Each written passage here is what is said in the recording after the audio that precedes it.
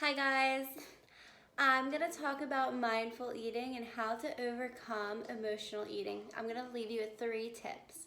But before we start, I want to sit collectively together and take some breaths.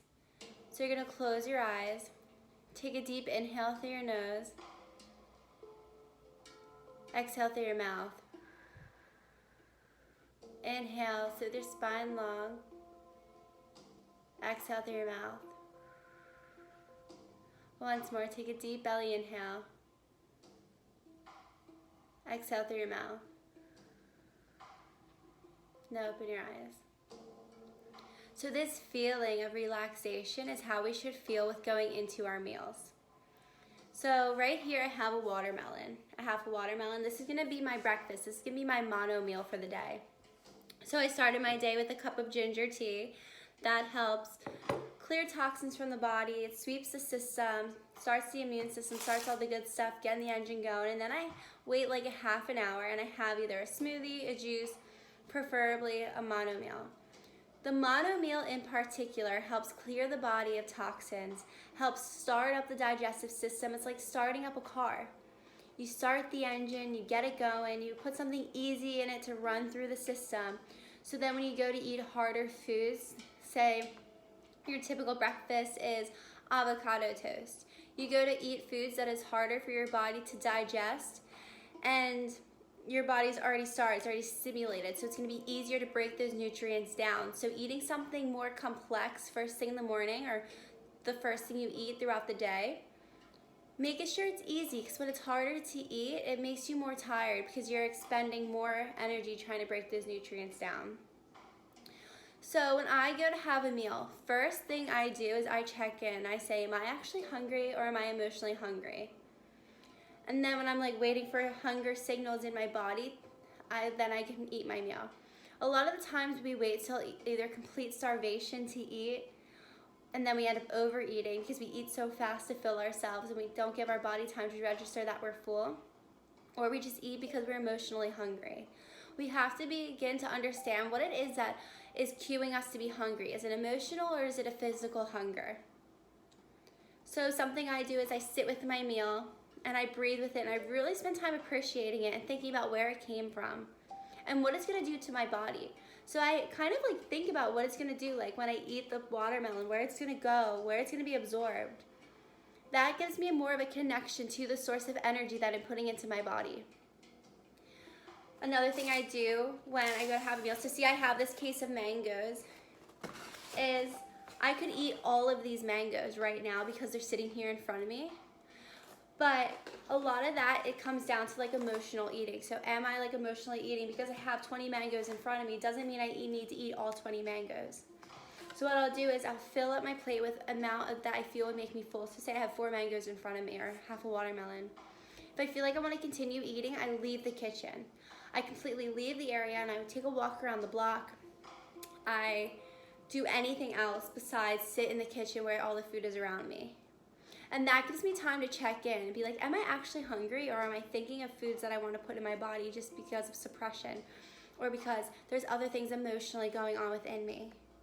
And that's what happens. Usually our day starts off so good. Our day starts off, we have a beautiful morning where we eat our mono meal, we have our tea, we do all of these things. We go for a run, we do yoga, we go swimming, we go for a bike ride, whatever it is. We go throughout our day, we're mindful eating, we're taking care of ourselves. Nighttime comes, we're by ourselves, and all we can think about is the jar of peanut butter in the cabinet. All we can think about is that frozen pizza in the freezer. All we can think about is having a lover next to us, or whatever it is that your coping mechanism is. It's not always food, but for the purpose of this video, we're just gonna keep it food-based, but you might have other outlets is what I'm trying to get at. So if your mind is completely wandering to other things that are making you not feel full, think, what in my life is not making me feel full? I remember when I was working with a coach and she asked me that. She's like, where in your life are you not full? And I was like, whoa.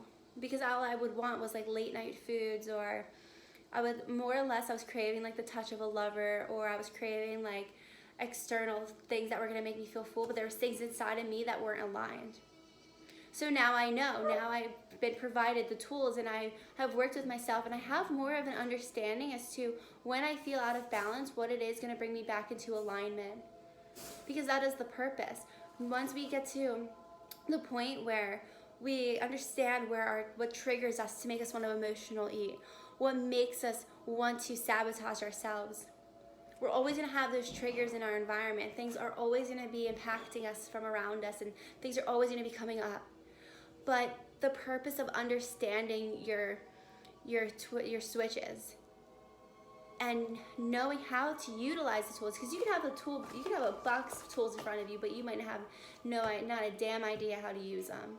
So knowing how to use them and applying them to your life, so that way when you get to a place where you're good and you're in balance, you're not back here. You're not back to the point where you're wanting to emotional eat. You're not wanting to binge eat. You're not wanting to suppress yourself, hurt yourself, harm yourself, whatever it is that you tend to do. Because even when you're up here, you're good, and something bad happens, you are still here. Or something that makes you uncomfortable or something triggers you, you can still remain here. Because you know how to utilize the tools. Maybe you take a step or two back, but you're not in full relapse of emotional eating, not full relapse of wanting to harm yourself or to treat yourself badly. So my best tips for you to do is sit with your meal, be completely mindful with it. 1. 2, if you feel that you're about to overeat or if you're hungry for no reason, leave the kitchen, leave the house if you have to, go for a walk around the block and be with yourself. No phone, no nothing, and think, am I hungry or is there something else deeper going on? And if you need somebody to talk about it, reach out. I can't express that enough. Human connection is so important. You do not need to feel like you are doing anything in this life alone, because you are not alone. I know that because I'm here connecting with you. I'm here for you. If you need that extra support and you find trust or you resonate with me, then reach out to me if you don't have anybody in your close circle community, because that's what I had to do. I felt like there was nobody in my close life that would relate to me on such a degree that I needed to be seen at the time. And now I have the tools to be able to take care of myself and to provide for myself in such a way that when I feel there's like nothing resonating with me in my environment, or everybody's different than me, or there's all this stimulation that's causing me to be in here, I can be in here but not take myself back here where I'm harming myself, sabotaging myself. I can stay balanced. Or it will take me a short amount of time to bring me back into a balance, or at least into a mindset where I'm not going to want to harm myself, where I'm not going to want to, I'm not going to want to harm myself, and I'm not going to want to numb myself with external things like food, alcohol, human touch, human connection. There's a difference between human connection in a needy way or human connection in a way that you know is benefiting you. So be mindful of those. Those are my best tips to help you with emotional eating. And if you don't have a journal, I suggest pick one up, because I have an amazing opportunity coming out for you soon that has to do with journaling. If you have any questions or anything at all, feel free to go to my website and email me. Please email me with any questions you have, or DM me through Instagram, Hales. And I promise you that I'm here for you every step of the way. And if you haven't already, take a look at my program, 12-Week Evolution. Because through 12-Week Evolution, you are provided the tools that helps you stay up here. So when something happens in your life that triggers you or triggers you to want to come back to a place where you're sabotaging yourself, you're going to be given the tools to help you maintain in balance and in harmony with yourself. So that way you are not you might feel in your whole life, we might always feel this temptation to do something from our past that's like an unhealthy habit. But how are we going to quit that pattern so we can remain in alignment and in balance and to consistently take care of ourselves? That is the purpose of 12-Week Evolution, helping you come over those humps, like that wall we keep hitting and keep falling back. We hit that wall and we finally are going to break through it with confidence and clarity and connection. So yeah, keep in touch. I'm going to sit with my watermelon. I'm going to mindfully sit here and eat my watermelon. I'm not going to binge eat all of these mangoes with it. I'm going to save those for later. I'm going to eat a couple of them later, not all of them later. And yeah, take care of yourself as I'm taking care of myself. As these plants right here, I don't know if I can flip this.